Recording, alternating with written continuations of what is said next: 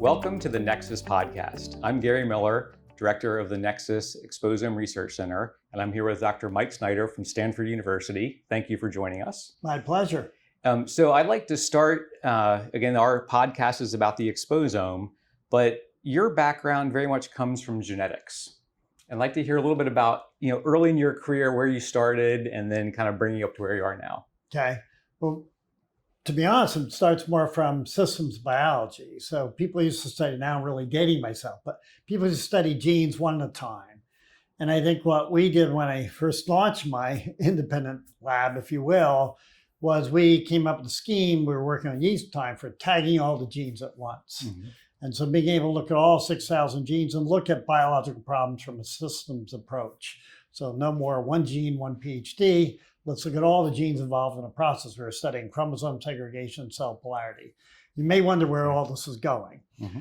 But it turns out we would invent techniques along the way, things like RNA-seq, various ways of studying lots of genes or transcripts of proteins, and invented protein chips, things like that. And I always wanted to apply it to medicine, which we did some of, but it was a lot harder. I was on a main campus. And then when I moved to Stanford 16 years ago, really was a golden opportunity to do just that. Start applying these methods that we've been, inventing or using to do detailed dives, in this case, on health and people. Mm-hmm. And so we really shifted from systems biology, if you will, to systems medicine, or we like to say systems health, because we're really focused on keeping people healthy. So that's really where it launched. And then I went to chair the genetics part. We always did a lot of genomics and things like that. And we still have new methods for analyzing genomes and things, but we went much deeper. We would do deep profiling out of blood and things like that. And the one area, of course, that's been understudied, and I think you would agree, is the exposome. Mm-hmm. And it just made sense if you're going to look at a system's health perspective, you need to know not just what's inside, but what's outside. Mm-hmm. And that's what drew us into that field. Okay. And so I noticed, again, like your background in genomics, that I have a copy of his book that he wrote focusing on genomics and personalized medicine. And I thought, I should have him sign it. But you've already signed it. I must have met you at some other meeting somewhere, and I had to do that. So, so speaking of genomics, do you want to hear how we got into that book? Sure. When I showed up at Stanford, I was so amazed that people are scared of genomics. In a light place like Stanford, it's 2009, and they wanted to run a class letting med students genotype themselves. And all the clinicians freaked out. And the basic scientists said, this is a great course, we should definitely do this. And there was like this tension there. And here I was a brand new chair of genetics. To me, of course we should let students genotype themselves so they can learn how to do this stuff. But I was so dismayed that people were actually concerned. The clinicians said, students aren't prepared for that. They may learn all these terrible things about themselves. It'll just, it's not good. They're not equipped to handle this, even though, mind you, they're med students, right? They're in their 20s by now. So, and you could do it up the road at 23andMe without any coaching. Yeah. So I was so dismayed that they did this that I felt we had to write the book to enlighten people. So it's really written for the layperson. You can read it in 2 to 4 hours. It takes no time at all, but it's really to get people comfortable with this kind of, if you will, these new technologies, these new methods, because they are very, very powerful. Mm-hmm. Okay, so on building upon genomics, we ran into each other back in October when you gave a talk at the Mendel Museum. What did it, as a geneticist and that, having that background, what did it feel like being there where the birthplace of genetics? Well, that was pretty special. Yeah, obviously. It really does. I mean, first of all, I guess I hadn't quite appreciated. He goes beyond just what he's most known for, the P crosses and things. He's an aviary, did many other things. So that was fun to learn. He's a bit of a Renaissance man for his time. So I think seeing that was very enlightening, and just, I don't know, it really was very heartfelt, warming in many ways. So I was pretty moved by the whole occasion. And I think this is something like when I think about genomics has this great history. There's all these places you can go visit and, going to the Eagle Pub and things like that. Whereas Exposomics is much younger and we don't quite have that history, but I hope that we're starting to build some of that now and we'll have that in the future. So as you've done this sort of systems level work, what is you've obviously developed this interest in the exposome. what are the parts of it you think are most important for understanding human health? Well, I break it down into, just as the way we attack things, what is there in the first place in terms of exposures. Now, we're mostly focused on outside exposures, and then again, how they relate to what's going on inside.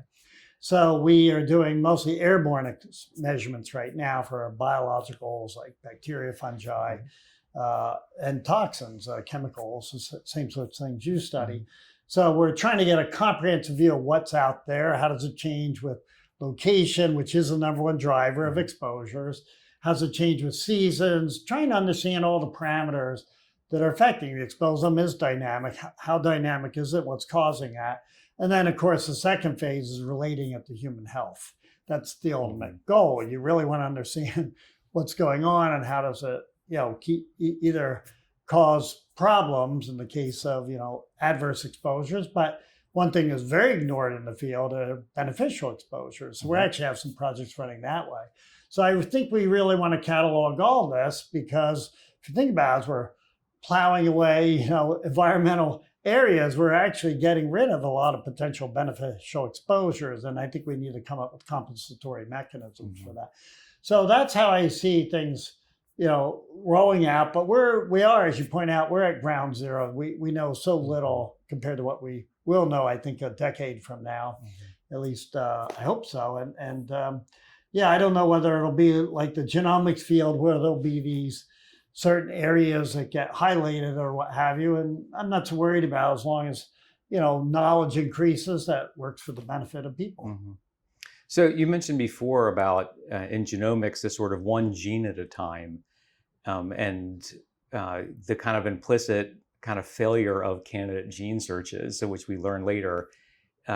What are your thoughts about how we've approached the environment? Has it been done in a parallel way? We need to have a systems understanding, because first of all, there's interactions amongst all these things that has not been mapped out at all. And second, we need to understand how genetics works with environment. So I'm a big fan of that. And I'm a believer you have to bring in your lifestyle. So you may know that 16% of your lifespan, if you will, depends on genetics, meaning 84% is other stuff, which is a combination of lifestyle and environmental exposures. So we need to understand the whole thing if we want to have people live long, healthy lives, and that is the goal. And we'll have to, and this stuff's not going to be linear, meaning 1 + 1 is 2. It's going to be, there'll be some synergistic effects and some suppressive effects. So we're going to need to understand this at a whole new level. And this is the power of AI and all the new methods computational methods out there that can let you do that. So I think we can dissect this complex mixture. We need, good tools for doing that. Mass spec is one. There are other tools out there as well. So we need to get the broad survey. Then we need to really understand the individual components as to how they will impact people's health. And again, that's going to be very different. What affects you will be very different from what affects me. And a good example, is Parkinson's. If you're at risk for Parkinson's, well known from Chirag and other people, that if you're at risk for Parkinson's, you probably shouldn't be a pesticide worker. That will dramatically elevate your risk. And but there's probably a million of those associations out there that nobody's made yet. I think we better know those things. And I hope it doesn't take as long as like the lead paint, where lead paint took many decades before people realized, even though there were red alerts going off, if you will, that this stuff is harmful. But it really took a long time before, partly because, usually the interested parties that are affected push back, and we've got to watch out for that. And so it finally took just a very persistent person to be able to show that this stuff is bad for you. And then it finally got banned, but only after a lot of people had adverse effects. We don't want the same situation happening here. Right. So you mentioned the sort of like individual variability from in epidemiology. A lot of work in environmental health has been designed to drive policy decisions. So for example, changing air pollution standards. But like you said, we know individuals respond very differently. So, what level, like, does everyone have to have like their individual exposome studied over time, like they do with genetics? Or is it something that could still be done at a more regional level, or like that? I think it's individual. I really do. I can get, you can look at the NHANES, stations they put in zip codes and things like that. But even within a zip code, we've done a lot of this with our personal air monitoring stuff. And basically, 2 miles away, we'll have a very different exposure from my house, for example, or anywhere. So these are very personal. And I think we have to know it at that level. And I think we're in a world where we can now collect information at that level. So I think you need the epidemiological studies to understand things at a population level. But at the end of the day, if I want to understand your health, I have to know how you react to that and what's going on. And so I think we do need this personalized monitoring. Now, the biggest problem with the exposome has is that the effects take a long time typically to manifest themselves in health readouts, if you will. So cancer comes 20 years after exposures, this kind of thing.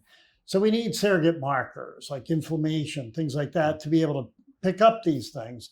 And I think we have to get that more acceptable and also get more of these surrogate markers. And I think, the obvious things are oxidative stress, inflammation, very easy ones that you want to correlate with exposure. There's many, many more out there and many more to be discovered. And I think we need to, basically tease all that out, see how people react individually. At the end of the day, you want to know how, again, Parkinson's risk for pesticides, that's a good example, but there are many, many other examples out there too. And we should be able to dissect it. I'm a big believer in big data, as you know. There are 8 billion people on the planet. I like to say, even if we could capture information for 1% of that, 80 million people, that's a lot of information. Yeah. And we would be able to make even a lot of complex associations very, very easy. It would be easy to do if you just collect the right data. What you don't want to do is collect little bits now, then go back and redo it for other little bits. You want to get it all as much as you can. And they're doing that to some extent in all of us. I'd like to see more of it added into that. Yeah, so the All of Us study, for those of you who don't know, is the goal is to have 1 million US people from broad representation. I think the enrollment's around 750, 800,000 now, and they've done genome sequencing like on 600,000. But they didn't initially put in the sort of environmental pieces, but they did start collecting residential history. They have issued Fitbits to a large subset, and they've been doing a deeper dive in that. And so I think there are some great opportunities in All of Us and other studies, like other biobanks where you have that. But you're right, if you don't start early enough to collect that information, then you miss a lot of that. Yeah, I mean, imagine you have to go back and repeat the whole study on another 1 million people just because you left out the exposome. So I think we should be collecting a lot of personal exposure. It's expensive to do it all million, but you can always pilot these things on a small number, 100, 1,000 people. And as we've discovered, you learn a ton, even from small cohorts, because you can get very, very powerful statistical data on individuals. I don't think people realize that. And also, if you think about where we're going to be 20 years from now, we're all going to have our own AI agent that's overseeing our health. And that's going to be very personal. And it's going to be based on data from you. It will draw in population data, but it's going to be the most powerful part will be your own personal data. Yeah, and we're big believers in wearables, of course, as you probably know. It's an area that we've like to think we've pioneered, and then you can see all my watches and rings and hearing aids and things for measuring this sort of stuff. So that leads me to my next question of that you wear a lot of devices, you've used a lot. What is your favorite device for personal monitoring? It's a CGM, continuous glucose monitor. And why do I say that? Because we're in a diabetes endemic that's worse than the COVID pandemic.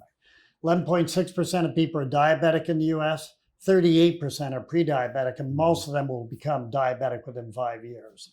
So if you think about it, half the US population is either diabetic or at high risk, and it's not good. And those numbers are going up.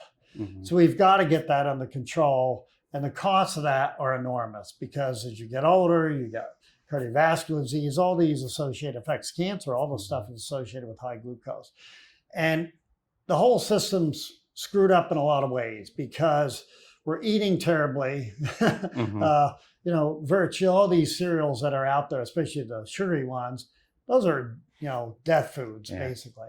So we've got to get around that. But if you wear a CGM, you'll never eat the same again. I mean that in a good way. You put these on, for those of you who don't know, you wear it, you put them on your shoulder. They measure glucose every 5 minutes. They run for about 2 weeks, or the ones over the counter now run for 3 weeks. And they'll show you what you're spiking to, and that's very personal. So what I spike to will be different from what you spike to. So some people spike to potatoes, others to pasta. Most people spike to white rice. Actually, white rice is probably worse than ice cream. It turns out most people don't realize that because ice cream is fat and that suppresses the spike. But the point about all this is that once you wear one of these monitors, you quickly learn what's good for you, what's bad for you. And it's very easy to avoid the bad things and stay with the good things that, again, you'll still like the good things. You just gravitate those that are better for you. And if you're going to eat the bad thing, go take a brisk 15-minute walk. And you'll see it suppresses your spike. So it's very, very easy to do behavioral modifications. It's very visual. And so I think those are going to be, I think everybody's going to be wearing them, at least trying them periodically in the future. And if you're not, you should be. So 4 years ago, I got my first ring and just upgraded to the new one about 2 weeks ago, and they included information about the continuous glucose monitoring. So I'm ready to go get mine and try it out. Great. Because I agree. I think it is something where the more that people can learn about how their own diet and their own behaviors influence that, like it is, the feedback is so fast and visual that I think it is something that can really influence that. So that's it's on my list. Oh yeah, drink one of those McDonald's shakes and you'll watch your glucose. Especially me, I'm a diabetic. I'm a weird diabetic. It's called a beta cell defect. Yeah, if I drink one of those McDonald's shakes, I just shoot through the roof. It's all the sugar in there. So speaking of diabetes, I just heard that we have an inadvertent collaboration that is part of our ARP-H project where we're looking at how the exposome impacts how drugs work. We just got samples from AI Ready. So tell me about what you've done with that study. Well, I'm part of it. Aaron Lee is a group that's driving a lot of this. But it's a great team of people. They're doing 4,000 individuals, mostly from underserved backgrounds, and people who have kind of been left behind and who are at risk for type 2 diabetes then. And so they're doing, I think that's where our presidents did have a subset are doing exposometers for airborne exposures, which is nice. And my understanding is you're profiling some of the exposure components that show up in the blood, right? Yes. Yeah. Yeah. So I think, and this is a classic example. We're going to have a ton of health information, retinal scans, all kinds of, standard health tests, some omics, some deep omics on these folks, including genome sequencing. We're part of the genome sequencing, you may know, for that project. And that's the goal. It'd be a shame, right, not to have the exposure information along with all this other information. We will make associations that have never been done before. And because it's from different parts of the country, it should make some novel associations that people would not normally see. It's not your typical, suburban white cohort that we still need a lot of information around that, but we need a more diverse one, and this is good, should nail that. And a subset are wearing Fitbits, and that, they're wearing Garmin's, I think, in that study. So thinking forward in the field, again, this young field of exposomics, what do you think some of the greatest opportunities are? Boy, it's pretty blue sky. I mean, I think from the research side, I think, again, cataloging what the exposome is a no-brainer. And I think there's tons to be discovered. Right now, plastics are hot, as you probably know, but that's just a tip of the iceberg. There's a lot of stuff out there, and you run mass spec, which is a way of actually analyzing the exposure. But there's a lot of peaks out there nobody's even identified. And I think we've really got to catalog all of that. I think, again, I would argue the relationship with the health is a big deal. I don't see very much going on in water exposures or in food exposures either when you get right down to it. And I think that's a big deal because, I like to say the things we do the most: eat, sleep, exercise. These are things that are the most poorly understood. And eating is a big one. And there's a lot of stuff in food, some of which is natural, some of which maybe not so natural. And I think we haven't even cataloged that. So I think knowing that is a big deal. And if you think about, from a beneficial side, where you grow your grapes, same grapes, put it in different regions. You can put it on the sunny side of a hill or the shady side. You get a very different outcome. So I think we can actually learn that kind of information. That's more from a palate standpoint. But I think we can get that same kind of information from an exposure standpoint. And again, I'd like to not just catalog the deleterious things in the environment, but also the beneficial things that are there. Polyphenols, everybody knows they're great for you. We still don't fully understand how they work. These are these complex compounds that will basically, they're antioxidants, anti-inflammatories, and other things. And they're all over the place in your food, and they're also probably in some places that you don't want them. So anyway, we need to, again, see what's there, catalog them, and then again, correlate them with your health. I think then marrying lifestyle. And another area is, how do you detox this stuff? And there's a lot of, if you will, I don't want to completely call it wives' tale, but they're not robust studies. Most studies, a bit of the way we run science now with these small cohorts, because that's the way we're funded. So there's some anecdotal studies. You'll hear about milk thistle for a detox agent and some other things. And, people say, well, is that good or not so good? And I think the reason people aren't convinced, there aren't large, robust studies. And I would argue this is very true in the supplement space. The reason there's this field called integrative health, and it gets a bad rep because it's a lot of these little studies that people kind of think, well, there's some evidence that this suggests this is it. So people try these things at a personal level, and it may work for them. And I think that's part of the issue. Some of these work for some people, not others. We have fiber studies of this sort, where certain fibers work for some people, but not others. And that's why this is mixed. And so we need proper studies for both things like supplements, but also for exposures big enough so that we can really get these robust, measurements out there. Right now, people now believe vitamin D3, very well established. That's a good example. Only after they ran enough large studies and repeated it, and then it's very clear vitamin D3 has important health outcomes. And so those are the kinds of studies we need on a lot of different supplements and a lot of different exposures. And I think that will both change the whole field of integrative health, which I think is ultimately going to be really important. We want an integrated picture of our health in terms of our exposures, in terms of our lifestyle, and in terms of what's going on in our bodies. And our genetics is a big part of that too.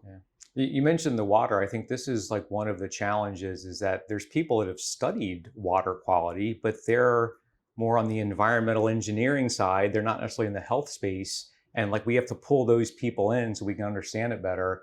But and by the way, they often study just their particular area. They're a subset of metals or things like that. And I think this is like where a lot of that work might be funded by the National Science Foundation, but not funded by NIH. And so you get these sort of gaps in there. And I think this is where we not only need integrative medicine for the individuals, we need integrative science that really pulls all these topics together. And I think that's a great opportunity for Exposomics. Yeah, 100% agree. Yeah, we're still very fragmented. I think some of these large projects are pulling people together. The All of Us is a good example. It's a great project in that they are bringing a lot of people there, but they're kind of building the plane as they fly. So they knew they were going to do the genomics, but now the multiomics, and people like me were saying, well, why aren't you doing the microbiome? It's a no-brainer. And everybody knows the microbiome is important, but we haven't figured out how to integrate in the health. And I think it's because we don't have enough good data out there. So you want to make sure when you're running a highly impactful project like that you don't miss certain opportunities. And I think some of that is getting filled in, nutrition is, and the microbiome is now at some level, and I hope the Exposome does too. It's supposed to get filled. Well, it's a huge biobank, right? The samples are there. And so it's a matter of getting those interrogated, and I think also having the repeated measures that'll eventually get developed. The longitudinal data, people they underestimate how powerful that is. And that's where it's very, very powerful at the personal level. But I would argue we don't just want it on the inside. We do want it, but we want exposures on the outside too, because I think how you take up exposures, how you metabolize that, that's very personal too. It depends on your cytochrome P450s, many other important, if you will, things in your bodies that actually convert exposures into whether they're toxic or not. Right. I mean, I think it's something where, like, when you have like geospatial data and it is about monitoring stations, that still doesn't get to the individual level. And if you measure people's blood, it does get what happens like with their metabolism, but how they absorb a chemical or an exposure is also different. And so if you have that local monitoring of what's happening, it really helps you fill in those gaps. 100% agree. Okay. Last question for you. So you can't say AI. I need a different choice here.